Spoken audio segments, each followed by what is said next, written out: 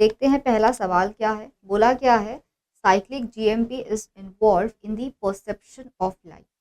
ठीक है, बोला गया है कि साइक्लिक जीएमपी की रिक्वायरमेंट होती है हमको जो भी लाइट से जो सिग्नल्स मिलते हैं उसको परसीव करने में।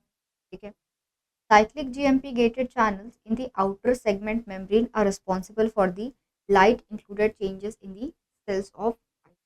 बिल्कुल सही बात है। हमारी आंखों में दो टाइप के सेल्स होते हैं, rod sales and sales.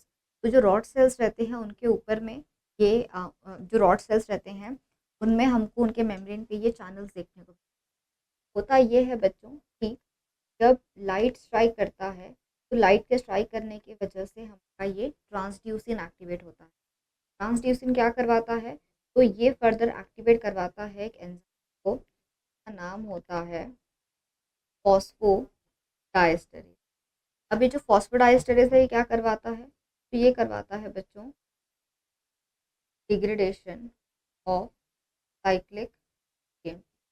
This will perform the degradation of cyclic GMP, जिसकी वजह से क्या हो जाएगा, जिसकी वजह से हमारा cGMP gated sodium channel close हो जाएगा। This leads to closure of CGMP gated sodium channel। ठीक है, और अगर चैनल क्लोज हो गया then the cell goes to the hyperpolarization. Definitely light की वजह से साइक्लिक जीएमपी गेटेड चैनल्स जो है वो अपना रिस्पॉन्स शो कर रहे हैं और सीजीएमपी बिल्कुल लाइट को परसीव करने में भी हेल्प करता है। तो यहाँ पे बच्चों दोनों स्टेटमेंट्स बिल्कुल सही है। ठीक है, यहाँ पे दोनों स्टेटमेंट्स हमारे सही है और ये पूरे काम में एक और मॉलिक्यूल हमारा बहुत हेल्प करता है। जैसे हम बोलते हैं कि विटामिन ए हमारी आंखों के लिए बहुत इंपॉर्टेंट है। विजुअल साइकिल में जो हमारा रोडोप्सिन प्रोटीन काम करता है, रोडोप्सिन प्रोटीन में एक ऑप्सिन पार्ट रहता है जो प्रोटीन पार्ट है, and we have is the retinol. ये जो हमारा ट्रांस रेटिनॉल एंड ये सारे चेंजेस हमें मिलते हैं। तो option number 1 here is the correct. Among the two nucleic acids, DNA RNA found in living cells, DNA is considerably more stable than RNA। हाँ, DNA stable तो है। Double-stranded state of DNA and single-stranded state of RNA contributes to this status। क्या बोला गया है, तो हमारे पास जो दो न्यूक्लिक एसिड्स होते हैं DNA एंड RNA, इसमें से DNA हमारा ज़्यादा स्टेबल। बिल्कुल सही बात है ना। क्यों, क्योंकि डीएनए, अब इन्होंने रीज़न क्या दिया है, रीज़न ये दिया है कि डीएनए ज़्यादा स्टेबल है आरएनए से। क्यों, क्योंकि डीएनए डबल स्ट्रैंडेड। क्या ये रीज़न है, सिंगल स्ट्रैंड न्यूक्लिक एसिड्स का स्टेबल नहीं रह सकते। तो सेकंड स्टेटमेंट हमारा गलत। क्यों, क्योंकि यहाँ पे क्या बोला जा रहा है, double strand nature of DNA and single strand state of RNA जो है, डबल स्ट्रैंड होना ये इस बात का contribution. Answer is no. Why, because DNA का मतलब होता है डीऑक्सीराइबोन्यूक्लिक। तो जो डीएनए रहता है इनमें जो शुगर्स प्रेजेंट रहते हैं, यहाँ पे हमको 2 प्राइम पोजीशन पे एच देखने मिलता है और 3 प्राइम वाले जगह पे हमको ओ एच देखने को मिलता है। अब ये जो ओ रहता है ये हमारा जो हमारा ये 3 प्राइम ओ एच ग्रुप है, this forms a phosphodiester bond with the 5 prime phosphate.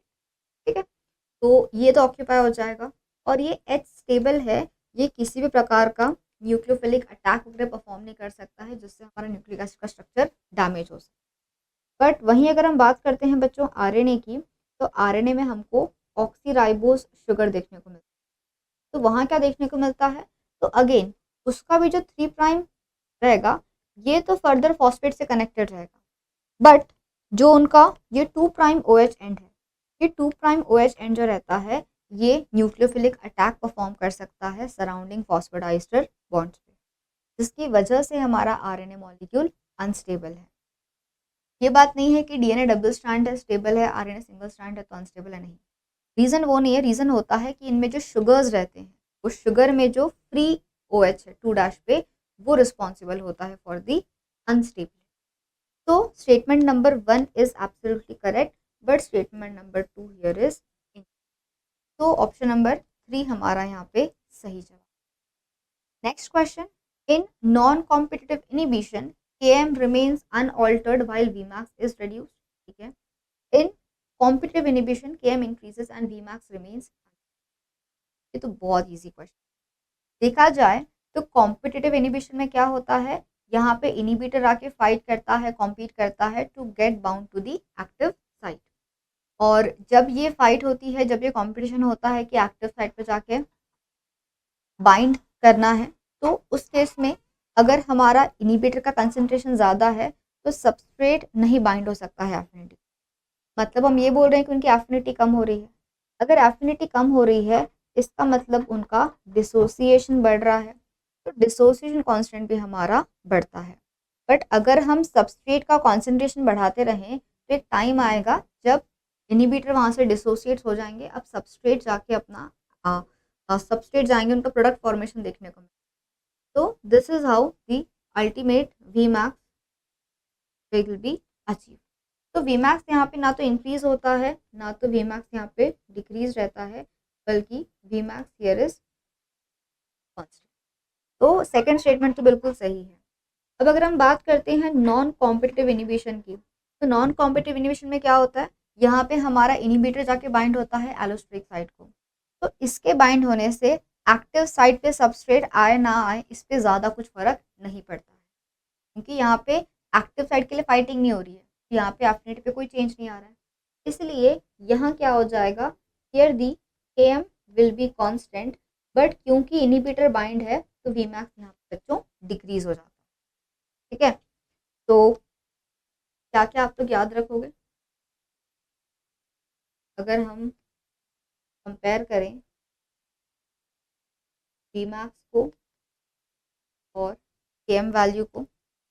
तो if suppose it is competitive inhibition, यहाँ क्या होता है, Vmax चेंज नहीं होता है, बट उनके बीच का जो डिसोसिएशन कांस्टेंट है ये ज़रूर बढ़ता है।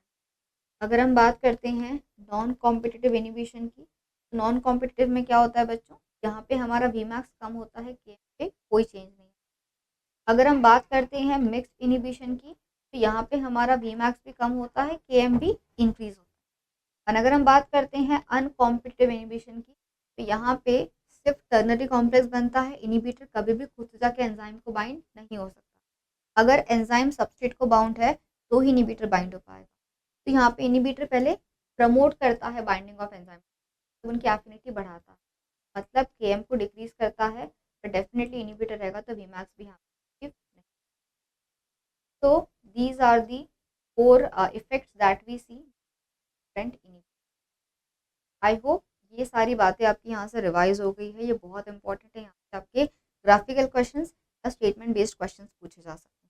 तो of course both statement 1 and 2 are the absolutely correct. अगला सवाल, IgM antibody is a pentamer. हाँ, अगर हम बात करते हैं IgG, IG, IgD, ये होते हैं monomeric anti. Then we have this IgA, ये होता है बच्चों dimeric anti. Then we have this IgM, ये होता है पेंटामरिक। तो IgM एंटीबॉडी एक पेंटामर है, सही बात। इसके पास होती है 5 एंटीजन बाइंडिंग। क्या ये सही है? देखो, देखा जाए तो अगर हम बात करते हैं हमारे एक मोनोमरिक एंटीबॉडी की, तो हमारे एक मोनोमरिक एंटीबॉडी में ही 2 एंटीजन बाइंडिंग साइट्स रहते हैं। The Fab region, fragment of antigen binding, एक एंटीबॉडी में हमारे 2 एंटीजन बाइंड हो सकते हैं। तो अगर पेंटामरिक है, कितने हो जाए, यहाँ पे 10 एंटीजन बाइंडिंग साइट की 5। तो statement 1 here is correct, but statement 2 here will be incorrect. ठीक है, क्योंकि 2 एंटीजन बाइंडिंग साइट्स एक एंटीबॉडी के पास होता है, पेंटामरिक है तो उनके पास में 10 एंटीजन बाइंडिंग साइट्स होते हैं। बट याद रखना है, क्योंकि IgM एंटीबॉडी जो है इसके पास में हिंज रीजन नहीं रहता है, so that is why they lack flexibility. और क्योंकि फ्लेक्सिबिलिटी नहीं रहती है, so even though they have 5 antigen binding sites, sorry even though they have 10 antigen binding sites, फिर भी यहाँ पे सिर्फ 5 ही antigen binding, because they lack flexibility. तो जगह है यहाँ पे, there are 10 antigen binding sites but only 5 antigen can bind. बढ़ते हैं आगे। Bacteria usually incorporate free DNA molecule in its genome. अगर बाहर से फ्री का डीएनए मिलता है तो बैक्टीरिया अपने जीन में इंसर्ट कर लेता है, नहीं है। This process is known as transformation. तो सही बात है, दोनों स्टेटमेंट सही है। What is transformation? Uptake of naked DNA from the एन। अगर एक बैक्टीरिया की सपोज डेथ हो जाए तो क्या हो जाएगा, उसका सारा जीनोम भी डिस्पर्स होके सारा बाहर निकल जाएगा, ठीक है। और अगर यहाँ पे सराउंडिंग में कोई बैक्टीरिया है तो इनके पास में होते हैं कुछ एबीसी ट्रांसपोर्टर्स, और वो क्या करेंगे, तो वो एबीसी ट्रांसपोर्टर्स की हेल्प से इस जेनेटिक मटेरियल को पास ले लेंगे। This is an example of horizontal gene transfer, ठीक है। So definitely statement 1 and 2 are absolute.